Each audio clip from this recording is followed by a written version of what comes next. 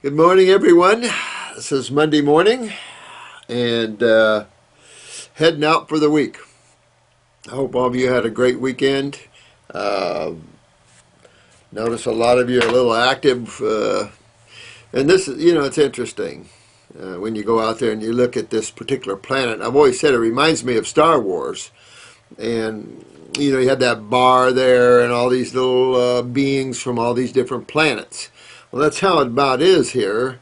A lot of different levels of unconsciousness or of consciousness, however you wish to look at half full or half empty.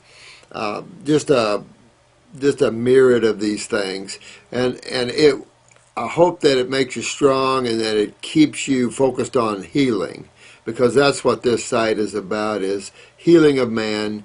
And those that have their opinions and stuff, fine. But this is still a detoxification channel, and I don't want you guys to get caught up and be pulled away with some bizarre behavior and taking things out of context. There's a lot of people like that. Their egos are so accentuated, and they're just lost, and they just keep trying, So you guys are pretty strong. Test, because whenever you bring the positive consciousness in, remember the negative is chomping at your heels. And you see this here on this site a lot more than ever before now. And it just goes to show you these people have surrendered themselves more to the negative forces. And because these points are moat, they don't hold any water, especially in these higher levels of looking at creation and what creation really is. It's just hard. But I understand where everyone's coming from, of course, but we're healers. And healers' responsibility is helping all life. Animals and plants, by the way. But everything has its karma and its reason for existing. Everything. So you just have to remember that. And sometimes we have these ideas of purity and stuff, but that's not what creation is about, is it? If you take a look around, you'll see that's not creation. It's taken me a while to understand that myself, tell you the truth. I thought I had visions of grandeur and looking around hoping creation would, but it doesn't. And I think a good factor of that, it helps the place to move karma around, but also if it's too nice, you'll stay too long. That's where you have to be careful. When things are too good, you tend to hang around too long. So it does keep you on your toes. I'd like to go on down. It's going to take me all week to catch up, but I'm going to catch up this week with some of these videos. Now, some of these, I don't remember whether we hit them or not. So forgive me if I've already touched on this. This one is Inga, and her mom is sick 2 years ago. I think I'm pretty well covered this one. She had pain in her foot and the back. One day she couldn't stand up from the bed. She's 58 years old. Lots of medics result: osteoporosis, arthritis gout, protrusion distal. The medics given a strong medicine from them. She vomited and painful stomach. That was horror too. So how was it painful? And medicines couldn't do anything. Her bones happened rigid, and she can't do anything. She was handicapped. I was almost crazy, and then I found a naturalist, an old woman, 80 years old, a beautiful woman. Isn't that cool? I love these people. And she told me to get away all medicines because they do anything to change the... there's a healer woman at 80 years old. I just love stuff like that, I think the young people can learn a lot from the older people, and I think the word is balance. And I've been talking about balance a lot here, and you're seeing the need for it in a lot of these people that are just trying to stir up the mix. They're way out of balance. Their egos are way out of balance, and it just brings karma to them. And it's like, okay, say what you want. We're healers here, and spiritual people, and we need to look at creation from a higher perspective. And when you do, you'll see that creation really is nothing. People arguing over nothing, absolutely nothing. Nothing that means anything, nothing that's relative to true life, true consciousness. Anyway, search for information, osteoporosis, but that was wrong situation. Osteoporosis isn't what's causing pain. I found raw foodies, one called Life Generator, da-da-da-da-da. Oh, you've already talked to Jurgita, the MS lady. Good. She wants to live and have bad to health. Me, I'm 90% raw food. My sister, too, and boy, 10 years old, eat a lot of fruit. Well, it sounds like you guys in Italy are kicking butt. I'm real proud of you. That's what you have to do is go, Mom's got to detoxify and get these acids out that's taking the calcium out of her. And by the way, don't forget about her parathyroid gland and work on that if you can. And that will help. That will help a great deal in rebuilding her bones. But get these acids out of her body. So again, you have to work on the kidneys. The adrenals control the kidneys. So you're with the kidneys, you're with the adrenal glands. And you want to clean up her bowels, and all these sort of things. She obviously has some stomach issues and things. Well, they're GI tract. So you clean up the bowels, get the lymphatic 1 capsules and the GI, you could use the GI broom even. And work down what we know to be true in that way. This is Jorick. Let me see here. Is it true that water with a low mineral content is more healthy and cleansing than water with a high content of dissolved minerals?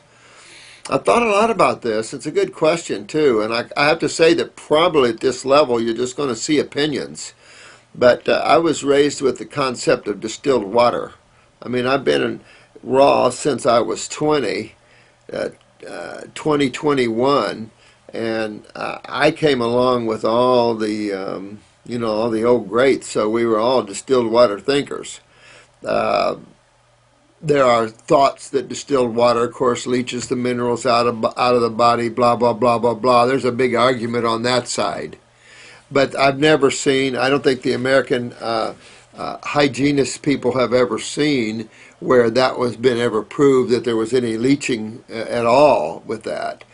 And so I don't think that would be the content. However, I think in a normal setting, we might be trapping rainwater, which we could consider distilled. Not anymore, because there's so much acids in the air that you're going to be basically drinking acid water. So you can't collect rainwater nowadays. Too toxic unless you purify it. And then the other side of that is the only way you could do distilled water is if you distilled it yourself, because most distilled water in the States here come in plastic, and you can taste. I kind of ignored that for a while, and then I totally got rid of distilled water because I was really worried about the polycarbons and stuff. And you can tell it'll leach that plastic right into itself, so you don't want to do distilled water if it's plastic. I don't really care. I like a mineralized water. I feel refreshed. I think it helps to electrify the bowels. And remember, the bowels are like electronic board here, and as you move electricity through, everything gets excited and things. And I've often thought it's maybe not so much a nutritive absorption as it is an electrical absorption. That's why the big difference between raw foods and cooked foods. Now, there's going to be some magnetic interchanges, neurologically speaking. So I've always thought that the raw foods are so much more powerful, obviously, energetically, and that this energetics will transpose neurologically through the bowel and then resonate to the particular organs and glands. So I've always thought energy's transference is another thing we must look at in the human body, and how electricity acts under an acid medium or a base medium.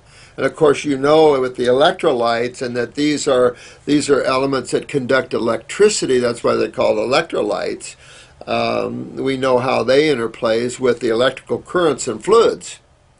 So we are highly, and of course there's a lot of thought out there that there is no such thing as nutrition. We're really electrical bodies. When you change your states of consciousness, and when you expand yourself beyond this plane, you start seeing the ridiculousness of Durian Rider and some of these people that are arguing over anything.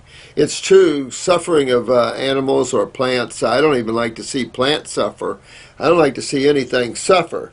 But this idea that death and all this is some big deal is unfortunately an illusion some people are hanging on to that doesn't understand. This is a birth, life, and death planet. Hello, wake up. Everything that comes here leaves here. And there's, people have to get with that and understand it.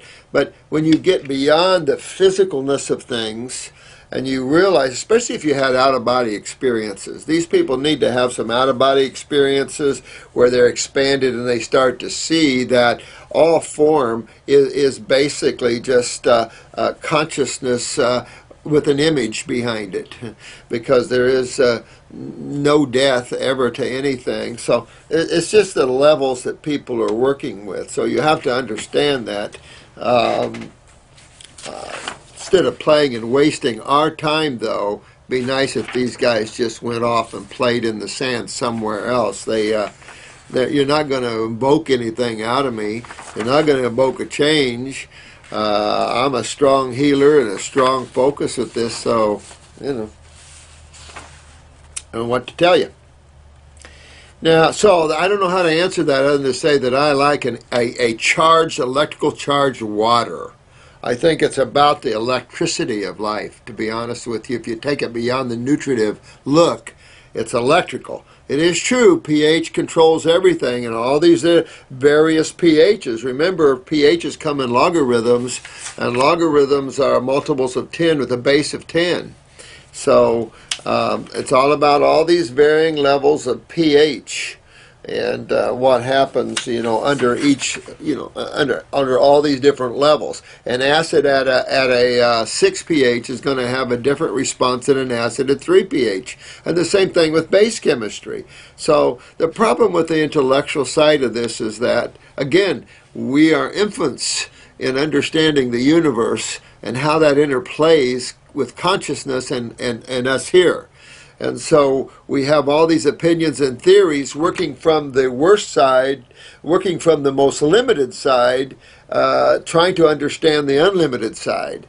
And this is why it is better if you work from the unlimited side and look into the limited side. I don't know if I make sense there, but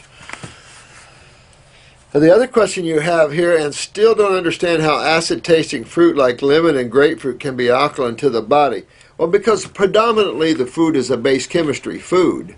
You have acetic acid and different acids, definitely, that pick it up. I think our biggest problem here, really, with acid fruit is the fact that most of them are just simply picked unripe.